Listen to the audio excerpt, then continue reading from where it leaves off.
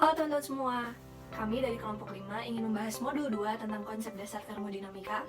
Aku Indah Widya Putri NIM 115-19017 dan temanku. Halo semuanya, namaku Fazaid Zamahes 115-19010. Baik, selanjutnya. Semuanya, nama aku Rana Kartasasmita, NIM 115-19050. Aku Herfiana Putri Devayanti, NIM 115-19004. Aku Elisa Denisi Permata, NIM 115-19038. Perkenalkan, nama saya Devi Wicaksono, NIM 115-19022. Tanpa pakai basi-basi, langsung aja kita bahas. Hai teman-teman, kenalin aku Widya. Kali ini aku pengen ngasih tahu ke teman-teman apa sih itu sistem. Nah, sistem itu materi atau wilayah di dalam ruangan yang kita pilih untuk kita pelajari. Ada 3 sistem, yang namanya sistem tertutup, terbuka, dan juga terisolasi. Seperti contohnya ini. Panas. Nah, di dalam gelas ini ada air panas dan ini termasuk sistem terbuka karena energi dan juga massa di dalam sistem ini bisa keluar. Massa jenis didefinisikan sebagai massa persatuan volume. Nah, kalau kebalikan dari rumus itu ada spesifik volume yang bisa kalian lihat di bawah ini. Sementara apabila teman-teman menemukan elemen volume berdiferensial dengan massa, itu kalian bisa pakai rumus yang ini. Nah, tapi terkadang teman-teman, ada massa jenis yang diberikan itu relatif dengan massa jenis yang udah terkenal. Itu yang kita sebut sebagai specific gravity. Itu bisa kalian lihat dengan rumus yang ini. Nah, yang terakhir banget nih, ada berat jenis yang bisa kalian cari seperti rumus yang di bawah ini. Lalu untuk bahasan selanjutnya yaitu kesetimbangan di dalam sebuah sistem, itu akan dibahas oleh temanku yang selanjutnya. Terima kasih teman-teman. Halo, di sini aku akan jelasin mengenai state and equilibrium. Baik, sebelumnya di sini aku mempunyai 2 bola gelas. Gelas yang pertama diisi air dengan penuh dan gelas yang kedua diisi air yang sama, namun ditambahkan dengan es batu. Kemudian diukur suhunya dan beberapa saat kemudian gelas kedua mengalami perubahan suhu setelah diukur pada yang kedua. Menurut konsep equilibrium atau kesetimbangan, gelas kedua meskipun dapat diukur, namun terjadi ketidaktepatan pada nilainya, terjadi perubahan yang artinya tidak memenuhi kaidah kesetimbangan, yang mana dalam keadaan setimbang tidak terjadi perubahan apapun, baik itu secara materi maupun energi. Selain itu, kesetimbangan dapat dibagi menjadi 4. Yang pertama adalah kesetimbangan thermal, di mana tidak terjadi perbedaan suhu dalam sistem. Yang kedua, kesetimbangan mekanik, di mana tidak terjadi perubahan tekanan. Yang ketiga, kesetimbangan fase, di mana tidak terjadi perubahan massa pada setiap fase dalam sistem. Dan yang terakhir adalah kesetimbangan kimia, di mana tidak ada terjadi perbedaan konsentrasi dalam sistem. Selanjutnya, dibahas mengenai state postulat yang berbunyi, keadaan sistem kompresibel sederhana sepenuhnya ditentukan oleh 2 properti intensif yang independen. Sistem kompresibel sederhana dalam termodinamika artinya sistem tersebut dapat mengabaikan hal-hal berikut ini. 2 properti yang bersifat independen memiliki arti dalam suatu sistem. Salah satu properti dapat divariasikan dan properti lainnya harus dibuat konstan. Baik, selanjutnya akan dijelaskan tentang proses dan cycle oleh Daniel. Oke, thank you bahasa bawahnya. Maksudnya sekarang adalah tentang proses. Proses itu perubahan terjadi pada sistem dari kondisi keseimbangan tertentu menuju ke kondisi keseimbangan lainnya.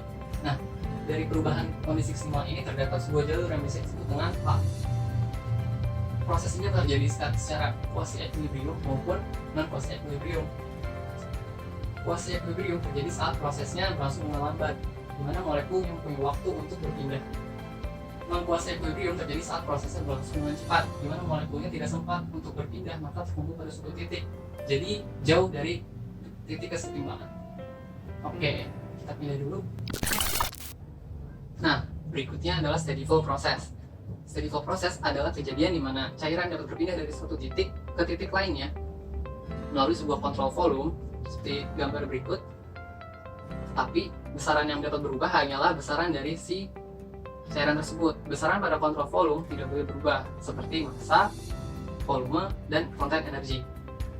Steady flow process itu bisa ditemukan pada alat-alat yang bekerja secara kontinu, misalnya turbin, pompa, ataupun mesin pendingin.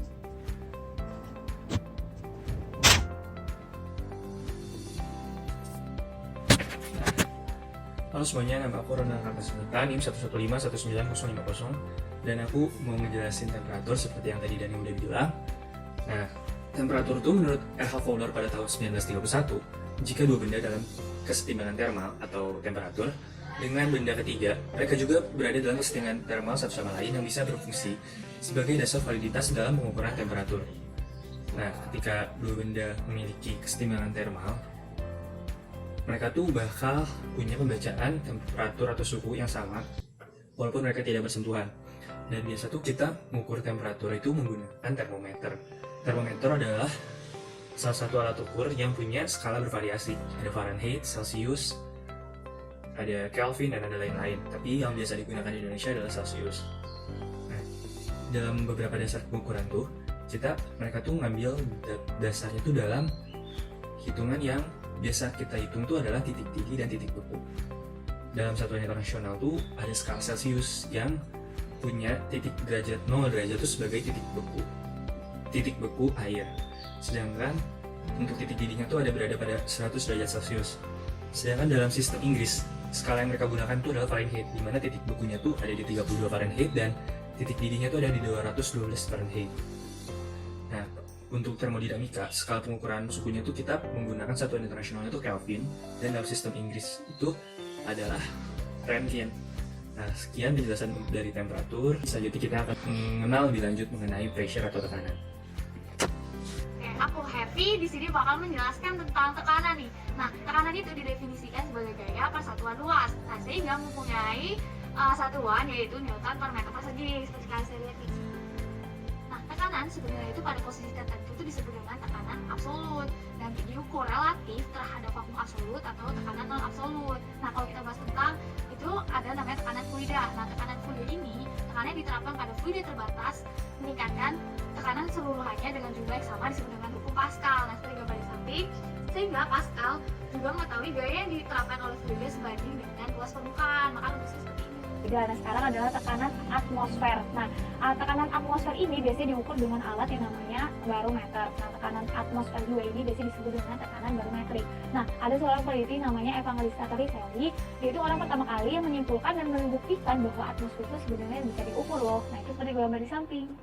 Nah, selain barometer, ada yang namanya alat yaitu manometer. Nah, alat ini digunakan untuk mengukur perbedaan antara tekanan kecil dan sedang. Nah, seperti kalian lihat pada gambar di samping, ini adalah alat manometer. Nah, beberapa manometer ini menggunakan tabung yang miring untuk meningkatkan resolusi atau presisi saat membaca ketinggian fluida. Nah, itu biasanya disebut dengan manometer miring. Nah, seperti gambar di sini juga.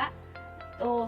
Nah, terus ada juga jenis lain nih dari beberapa alat pengukur tekanan mekanisme yang umum. Biasanya itu ada tabung Bourdon. Ini tabung Bourdon. Nah, selain ada tabung Bourdon, itu tuh ada namanya transodor tekanan, terus ada transodor piezoelektrik, dan ada penguji bobot mati. Oke, sekian dari aku. Nah, materi selanjutnya akan dijelaskan oleh teman aku. Halo, aku Elisa. Di sini aku menjelaskan mengenai teknik penyelesaian permasalahan dalam konsep dasar termodinamika. Ada 7 tahap dalam penyelesaian permasalahan termodinamika. Yang pertama adalah penentuan permasalahan. Sebelum kita memulai menyelesaikan masalah, kita harus memahami terlebih dahulu permasalahan dan objek yang akan kita selesaikan. Langkah pertama yang akan kita lakukan adalah merinci pernyataan serta informasi yang penting secara ringkas dan menggunakan bahasa kita sendiri. Yang kedua adalah skema. Untuk menyederhanakan informasi yang telah kita rincikan sebelumnya, kita harus menggambarkan sebuah skema yang menunjukkan hubungan dari energi dan massa berdasarkan informasi yang telah kita peroleh sebelumnya. Yang ketiga adalah perkiraan. Agar solusi lebih mudah didapatkan, maka kita harus menentukan asumsi dan perkiraan serta nilai-nilai berdasarkan informasi yang telah kita peroleh. Yang keempat adalah penerapan hukum fisika. Gunakan semua hukum-hukum atau prinsip fisika yang relevan dengan informasi yang telah kita dapat. Kemudian, kita sederhanakan kembali dengan memanfaatkan asumsi yang telah kita peroleh sebelumnya. Yang kelima, kita harus menentukan dan membuat list apa saja hal-hal yang kita ketahui dan hal-hal yang belum kita ketahui atau yang ditanyakan. Kemudian akan diperoleh hubungan antara keduanya. Yang keenam adalah kalkulasi.